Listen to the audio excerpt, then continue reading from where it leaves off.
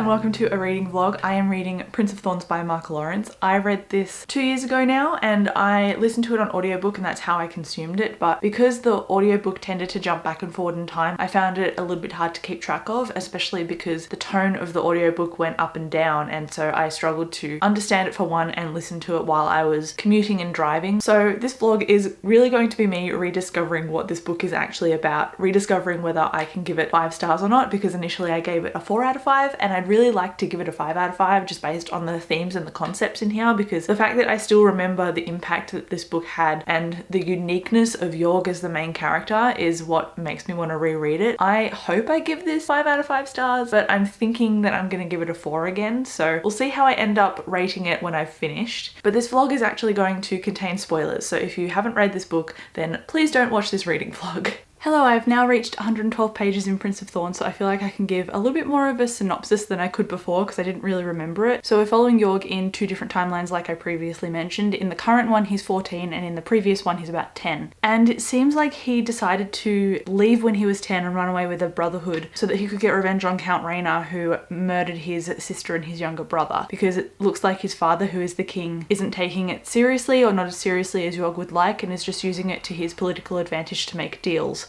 So Jorg isn't very happy about that and he leaves so that he can exact his revenge. So 4 years later he is now coming back to the kingdom where his father resides. I mean, Jorg has just killed Renar's son, so that's what the battle was just before on the last few pages, and honestly it took me a little bit to understand what was actually going on. I feel like this book doesn't really lay things down in a format that's easy for me to follow, so no wonder if I'm questioning the physical book and having to look back and reread a few things as I go to understand the context more, no wonder I missed stuff when I was listening to the audiobook, because usually I'm fine at listening to fantasy on audiobook, but for some reason this just slipped a few things past me. There is something that has struck me as strange though, and it hasn't really been addressed yet, so it's probably a plot point that I just haven't come across. But one of the villagers, when Jorg returned to the kingdom, called him the Stolen Prince, and then everyone seems to have assumed that he was dead, and I don't know if that's linked to the fact that he ran away and then his father lied about him running away and everyone has just assumed he was dead. But it was mentioned earlier that Jorg was surprised that his father was still looking for him, so I don't know if that's because his father was also thinking he's dead or whether his father just wanted him back under his thumb. I'm not really sure. I did write in my notes about why I'm interested in this story, so I said it's about a revengeful angry boy who's intelligent and manipulative, and that is definitely what Jorg is. So he goes from being evil and ruthless to smart and morally grey. He just seems like a bit of a know-it-all and nobody's really knocked him on his butt yet, and I think that's why I'm a little bit held up from saying that I love this book. I'm interested but not invested, and I don't think I'm able to empathize with Jorg or his reasoning yet. I just like reading about it because he seems to know everything and he can do things that surprise me because I haven't thought of what he might do next. So I think he's an interesting character for that reason, but I'm not in the 5-star park yet. I'm not in the 5-star ballpark. So hopefully, because I'm only like a third through, that the ending and the next part of the plot really gets its teeth into me, but we'll see. After that villager called him the Stolen Prince, and then Jorg had to send off his brotherhood to stay at housing somewhere else. He's now going to go into the castle and confront his father almost by himself. I think there's like 1 or 2 other characters with him. One of them is Macon, who is the captain of the guard, who was the old captain of the guard when Jorg was 10. So it's interesting to see him come back to something that he's familiar with as well. But I'm suspicious because surely Jorg wouldn't walk into a situation like this without having some kind of plan, and I think that plan is being held from the reader so that it can come as a surprise a bit later. So I'm assuming that something is going to go down. I just don't know what it is yet, and I don't know to what scale yet either. I'm now on page 267 and Jorg has just gone to the necromancer, and it means that magic has now been touched on in this world, and I like that magic and sci-fi have kind of both come together and emerged in here. This is what I liked about the book on the first read through, so I'm glad that I'm liking it again, but like I said before, I'm still not invested, but I'm intrigued. So when I'm not reading this, I don't feel the fire to pick it back up again, but when I am reading this, I'm interested enough to keep the pages turning. So it's a weird mood to feel towards this book, and I think it's going to remain a 4 stars for that reason. But the thing that just happened in the plot, so Jorg encountered the AI, and I remembered that from the first read through like a couple of years ago, and and I thought that was the very end, but we've still got like a fair bit to go. So I obviously have misremembered what the ending is in here. I know that there was a cataclysmic event, and I thought that came as a bit of a surprise when I was reading it for the first time, but now that I'm rereading it, I can see all the foreshadowing that Mark Lawrence littered through the book. So I probably just wasn't paying attention my first read, and that's why I missed a ton of foreshadowing, because it seems pretty obvious now that I'm reading it physically.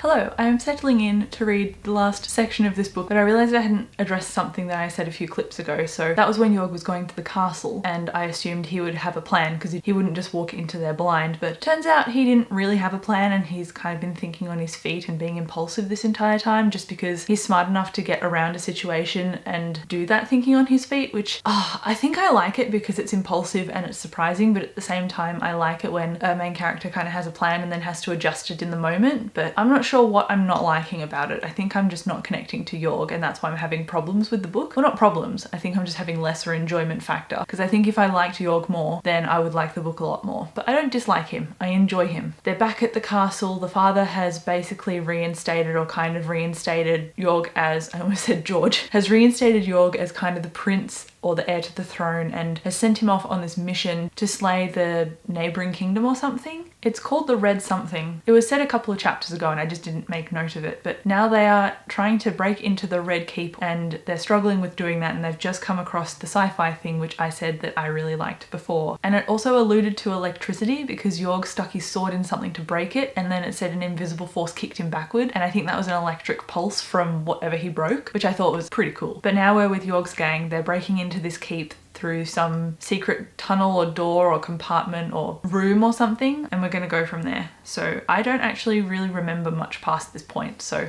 I'm glad that my memory falsely thought that the AI part was the end. I forgot that Jorg got stabbed. I don't remember past the castle. I called it the Red Keep, but it's actually Castle Red. And Jorg devised a plan to unearth stuff from the old builders, which I assume were people in the past, and use their weaponry to destroy the castle because he didn't have enough manpower to do so. So he's done that, caused an explosion, come back home, and his father has just stabbed him. And I don't remember anything else past this point. Jorg is just talking with an angel, but it doesn't seem like he's dead, and I had the thought, I don't think he's dead, and then I turned the page and the first quote on the page was, "He's not dead yet," a woman's voice. We've just seen, I think it's a flashback, but the font didn't change. So Jorg was stabbed by his father, went to talk to this angel, and then there was a flashback sequence. And the flashback showed Jorg and the Nuban, one of the brothers of his brotherhood, talking to Corian, who seems like a wizard, like a dark wizard. And he's the one who took Jorg's memories. But Jorg hadn't realised that his memories had been taken. He just had a hole in his memory. And now he knows the purpose behind those memories, I guess. And it said that it took his vengeance towards Rhaena. But this entire time he's been wanting to kill Rhaena, so I think that's why I'm confused. But now he's remembered the wizard as well, so he wants to exact vengeance on the wizard as well as Rhaena. And he's just come back to life, and someone who was an old woman was trying to strangle him to make him take his last breath while he was holding on to life, and he's just come to and strangled her instead. And now he's been caught by Catherine, who is like his cousin, or maybe he's her nephew, because the queen is her mother. And before she was convinced that he was clinging on to life and so deserved to live, and now she's just walked in on him killing someone and is back to her old tack of he's a murderer. And so she's lunged at him, and that's where we're going from. But that was a lot to put in a chapter. I'm only interested in the new information we've got, the one with Corian, who is the wizard that now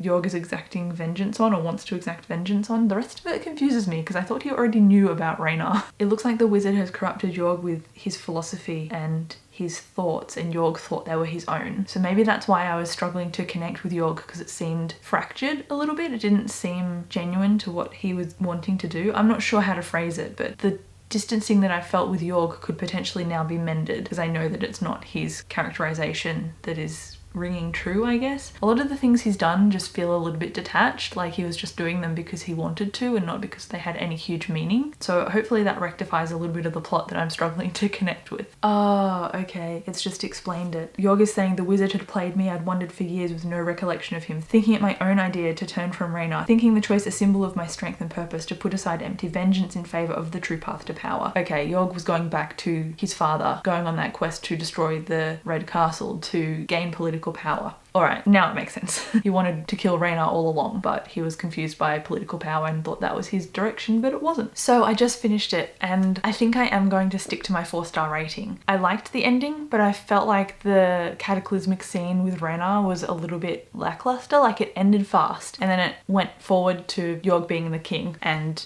having Rhaena as a prisoner. But I like what York's character was like at the end, and in the last section of the book when you realise that the magician was infecting his thoughts and stuff, and that's why he had a bit of a disarray when it came to his direction, when he wanted vengeance on Rhaena but he was also driven for political power. So now I understand that discrepancy in the plot, and I understand why I wasn't really connecting with the plot at the start, but I also have some reservations. I think it just comes down to my enjoyment, honestly, and the type of books that I like, because this is a book that is super unique. The world building is really interesting. There is magic in it, but that's not really explained very much, and the main character is definitely an anti-hero, and he's quite dark. So it's a really cool book. It's just a book that I'm not obsessed with, and I'm hoping that the next book, which I have not read, will build upon all of the world and the magic and everything in here, because this book felt like it was York growing up and taking a lot of risks. And while that's interesting, it's not enough for me to care, or care deeply at least. So I think this is going to stay at a 4 out of 5 star rating,